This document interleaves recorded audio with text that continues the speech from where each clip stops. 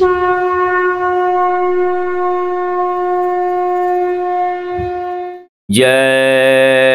गुरुदेव। हमरे हित गुरुदेव जी धारे मनुज स्वरूप, मूरख मन पति आए नहीं, भटकी फिरे भव को। यही विधि बीते जन्म बहु, नहीं कीन्ही परतीत। कृपा करो अब सतगुरु, धारूं भक्ति रे।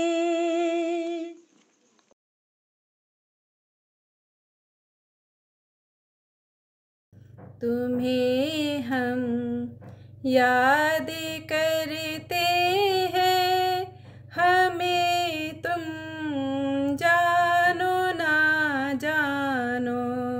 तुम्हें हम याद करते हैं, हमें तुम जानो ना जानो।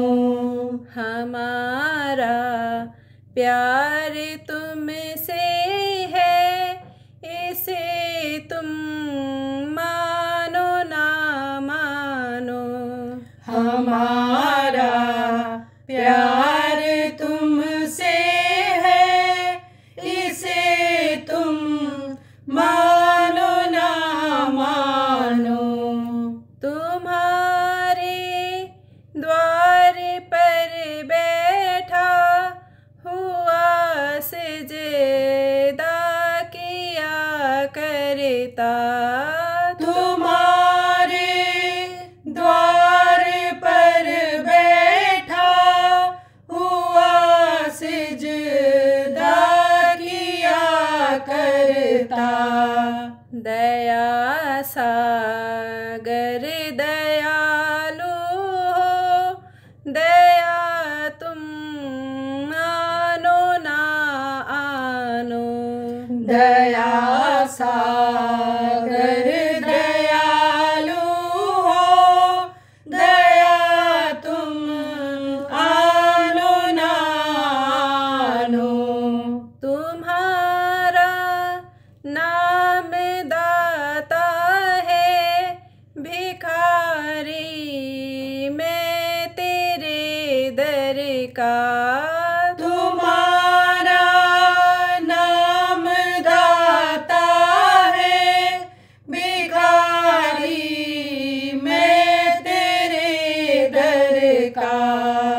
आजाने दे रहा हूँ नित, सुनो तुम कानो ना कानो। अजाने दे रहा हूँ नित, सुनो तुम कानो ना कानो।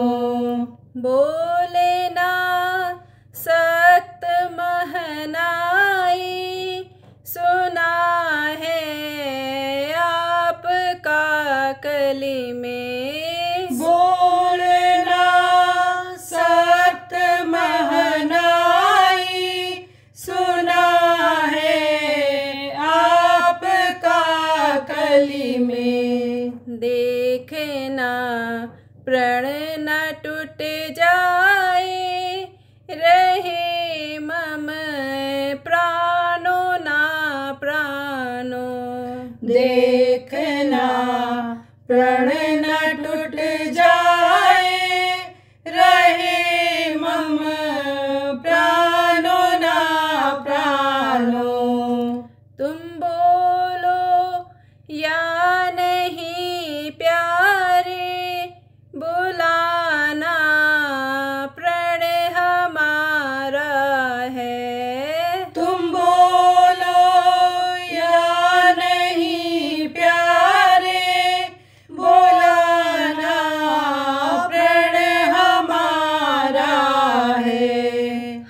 अपना प्रण निभाएंगे, तुम अपना जानो ना जानो।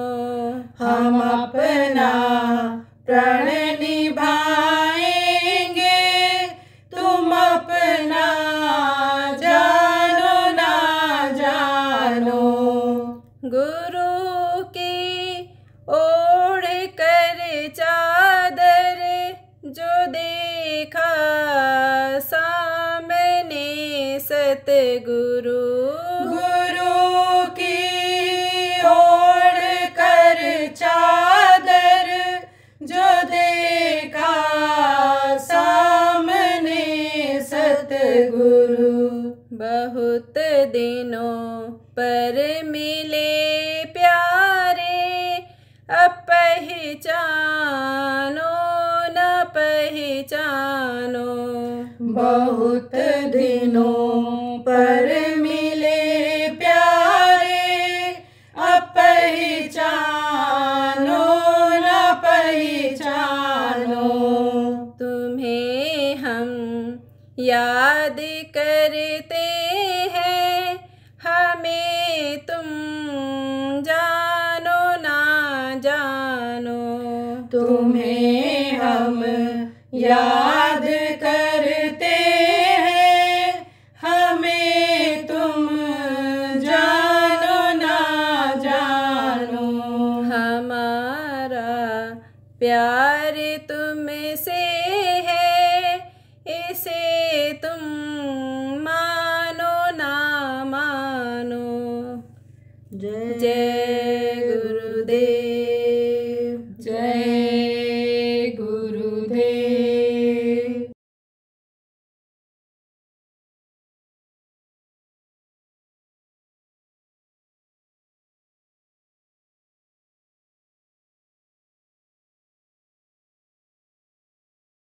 देखो रावण कितना विद्वान था, बलवान था रावण।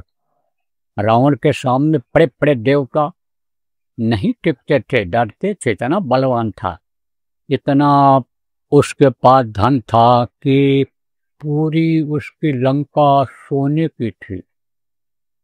और आप समझो कि जो जिससे चाहता था उससे वो चीज ले लेता था, और डर के मारे दे देते थे लोग, डर के मारे कि कहीं मार पीट न दे, ऐसा न कर दे। अब अगर कोई मान लो इस तरह का काम करते हो तो उनको भी ये सोचना चाहिए कि अंजाम क्या हुआ उसका, सर्वनाश हो गया। छीना था उसने देवता से विमान, उस पर विमान छीन लिया था। परिणाम क्या हुआ? कुछ रह गया? न विमान रह गया, न सोने की लंका रह गई, न वो रह गया। तो उसको अहंकार था। किस बात का अहंकार था? इस बात का अहंकार था कि हम जब चाहेंगे तब जमीन से लेकर के और स्वर्ग तक सीढ़ी लगा देंगे, और सीढ़ी पर चढ़ करके लोग स्वर्ग पहुंच जाएंगे। सीढ़ी पर चढ़कर लोग स्वर्ग पहुंच जाएंगे। और क्या अहंकार था कि जब हम चाहेंगे तब सोने में सुगंध ला देंगे। अब आप सोचो, सोने की कीमत बढ़ती कि नहीं बढ़ जाती? बहुत बढ़ जाती। अभी सोने में सुगंध हो जाए, अभी हीरा में सुगंध हो जाए, मोती में सुगंध हो जाए, तो एक एक हीरा जो 20-20 लाख रुपए का मिलता है वही 20 करोड़ का मिलने लग जाएगा। फटाफट लोग खरीदने लग जाएंगे। देखो, कोई फूल ऐसा होता है कि जिसमें खुशबू नहीं होती, देखने में सुंदर होता है, तो उसी जैसा फूल, उसी रंग का, जिसमें खुशबू होती है, उसको लोग ज़्यादा पसंद करते हैं। इसीलिए तो कहता हूँ, वृक्ष लगाओ फलदार, फूल लगाओ खुशबूदार,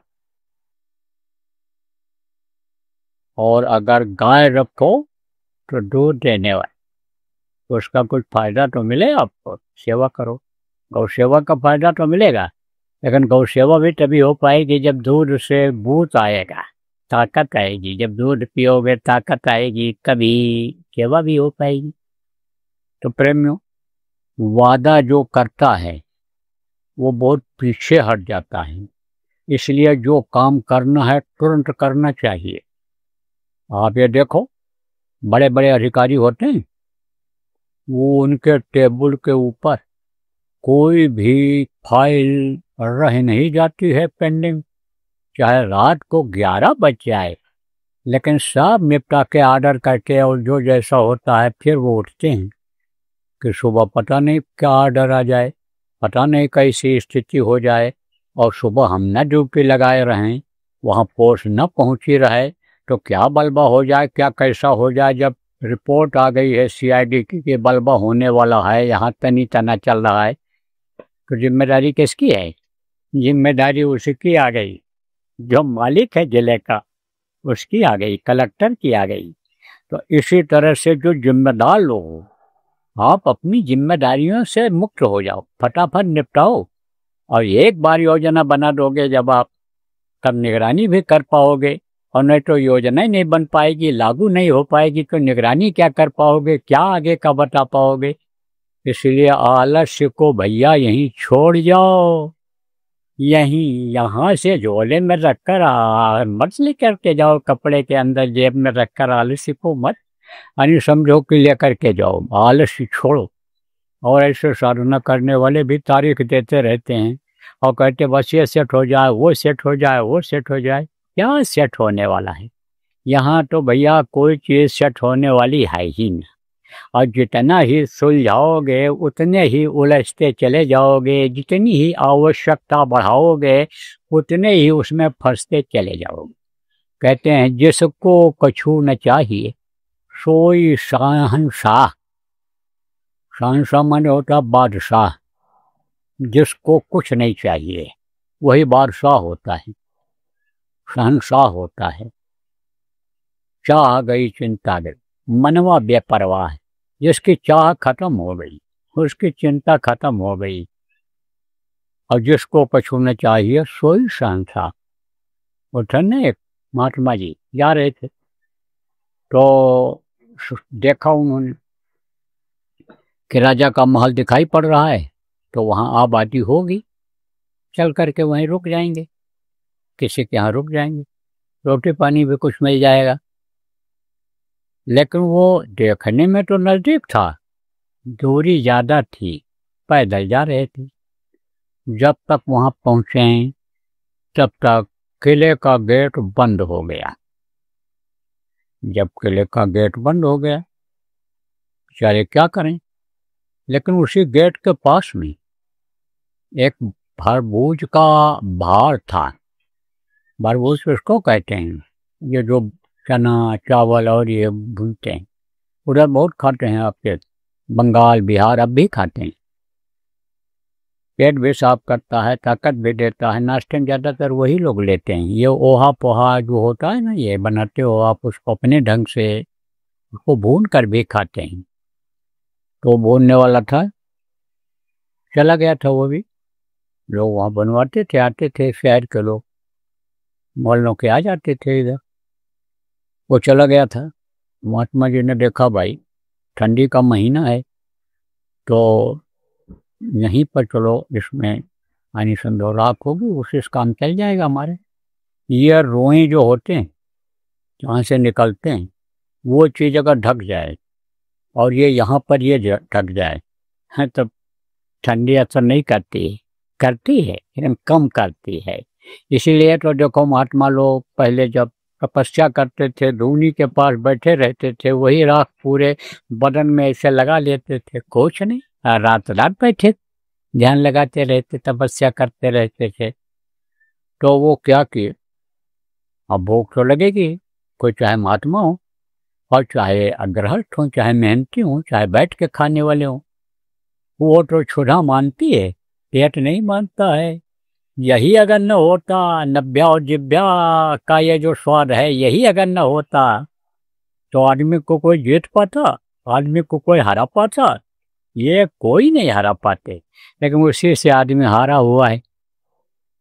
तो भूख तो लगी थी, तो महात्मा जी ने क्या किया, वो जो चने और चावल और ये चीज़ें जो यानी भूनते समय बाहर गिर गई थी भुनी हुई, उसी को उठा करके अपना खा लिए।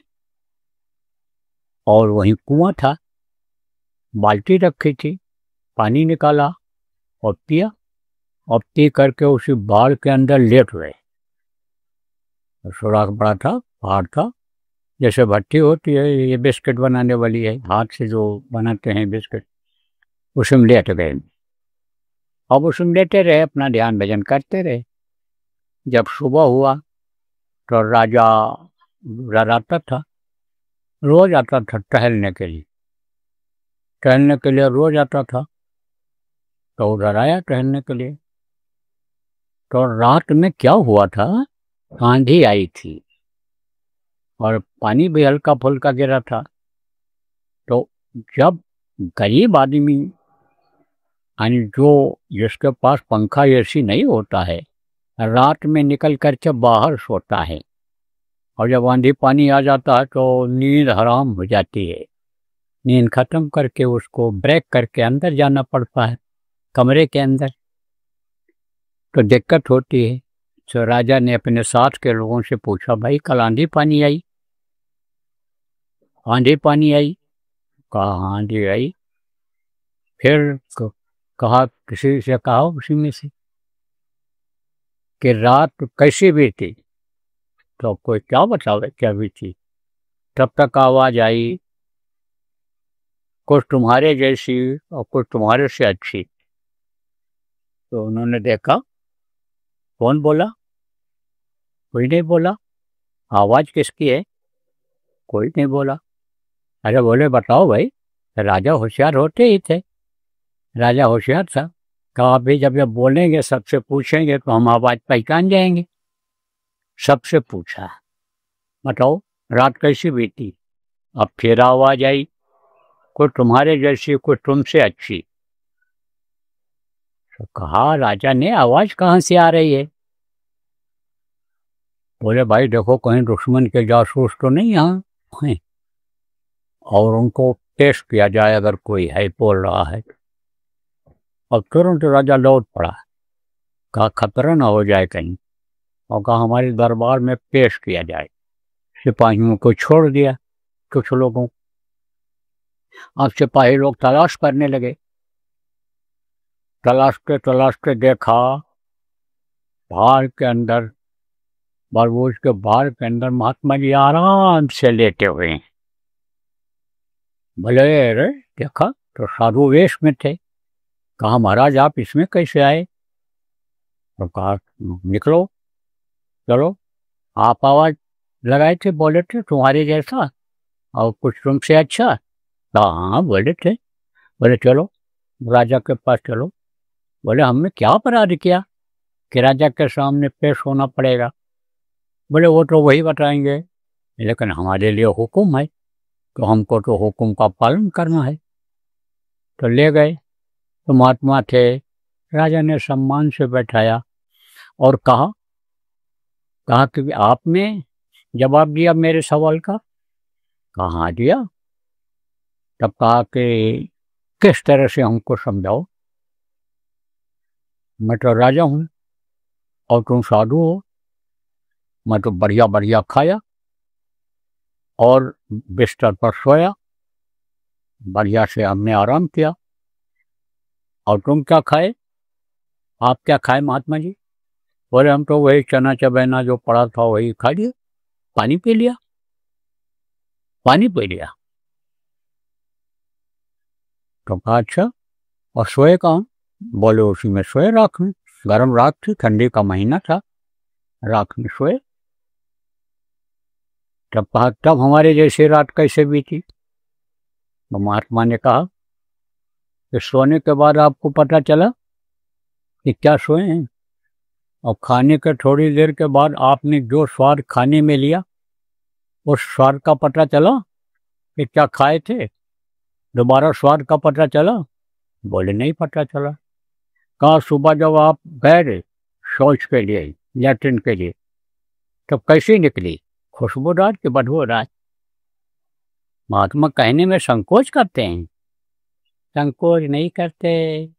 सचो वैर गुर तीन जो, वह बोले सचो वैर गुर तीन जो, प्रिय बोले भय आस, राज धर्म तन कीन कर कोई बेगी नाश। राजा का मंत्री राजा के मन के हिसाब से अगर बोलने लग जाए, राजा को सही सलाह न दे, तो राज खत्म हो जाता है।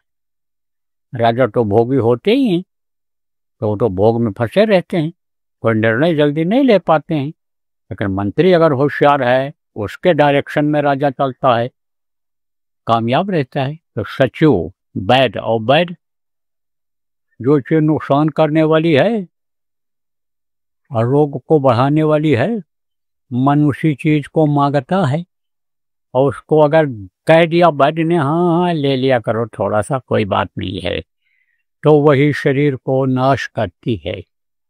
और जो गुरु का काम करते हैं वो मन के मुताबिक करने लग जाएं, उसके किसके, आप ये समझो जिसको वो अपना बनाते हैं, कान फूंकते हैं या कंठी बांधते हैं या नामदान देते हैं, अगर उसके मन से अगर करने लग जाएं तो अभी धर्म कर्म सब खत्म हो जाएगा।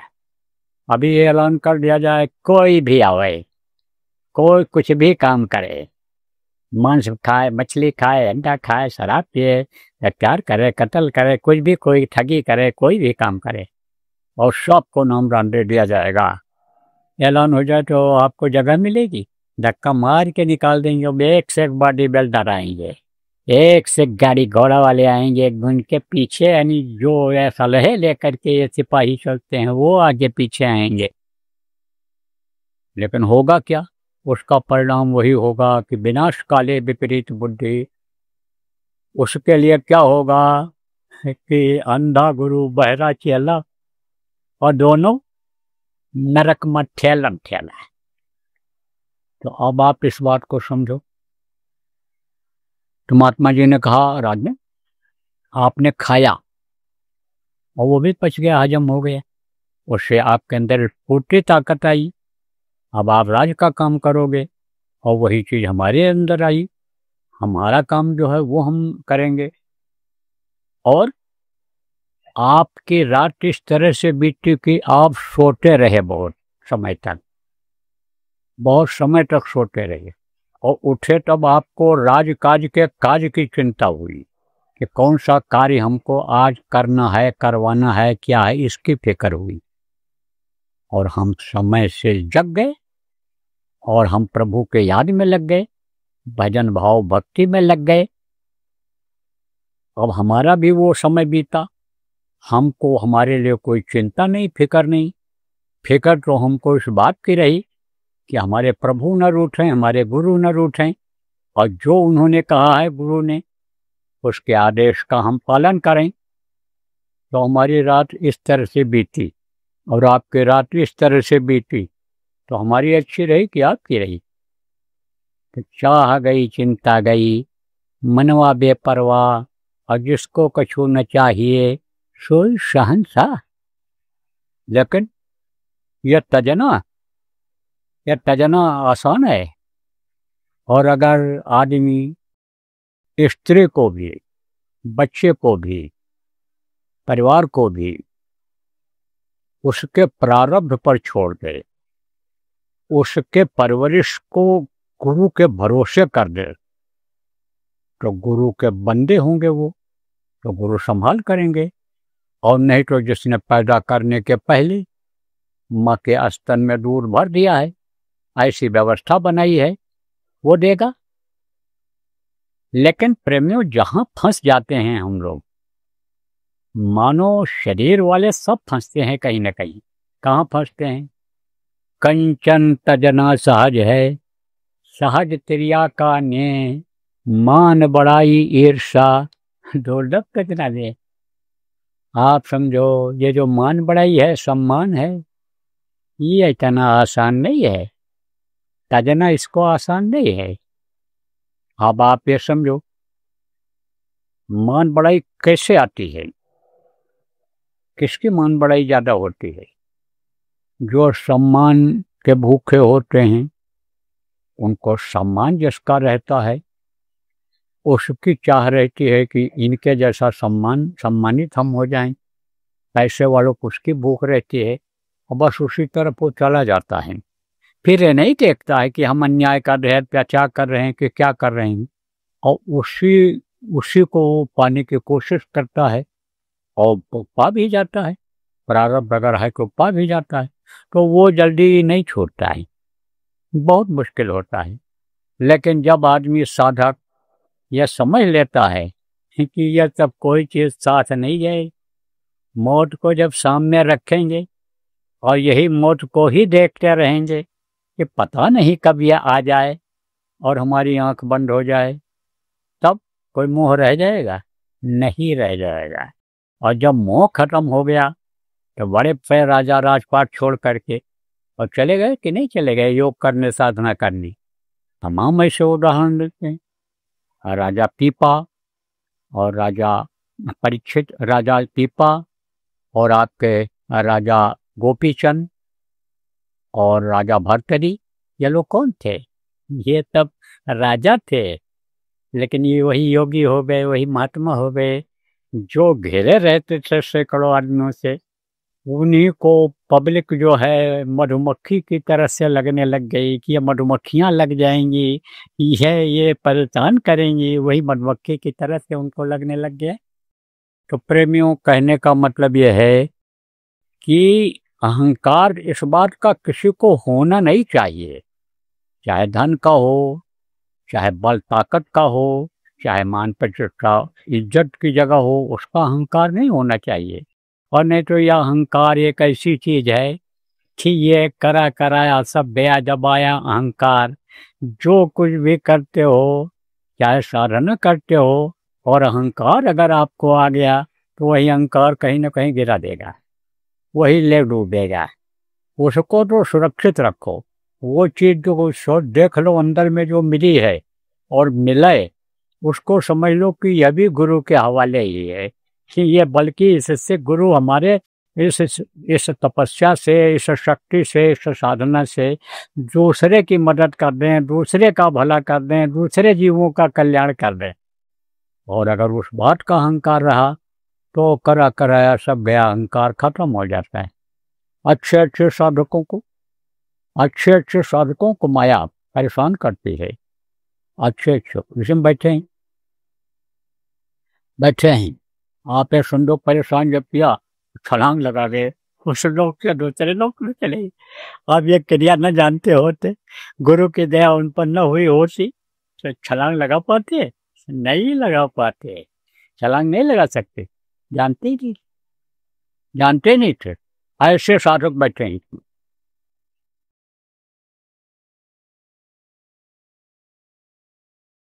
एक मुहूर्त और निकल रहा है जो अभी शनिवार से चालू होगा और इतवार तक रहेगा, वो दूसरे दिन तक रहेगा।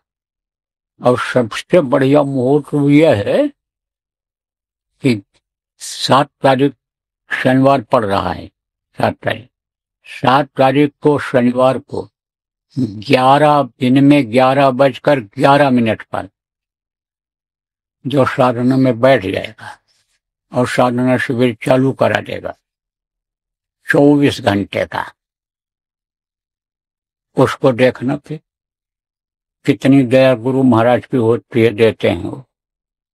और वो खुद बताएगा कि हमको क्या फायदा हो रहा है, कहने की जरूरत नहीं है। तो जितने भी लोग हो आप लोग, और ये जो भी इसको सुनो, ये संदेश को ये लोग बताते हैं, जो ऐलान किया जाता है, जगह जगह पहुंचाने के प्रेमी कोशिश करते हैं। तो जहां जहां भी ये संदेश पहुंचे या पहुंच रहा हो, सब लोग इसको ध्यान से सुनो। जगह हो जहां जिसके पास, जिस भी मोहल्ले में, जिस भी कॉलोनी में, जिस भी गांव में, वहां पर आप लोग एक जगह पर 24 घंटे का साधना शिविर का आयोजन कर दो। मौसम को देखते हुए, परिस्थितियों को देखते हुए,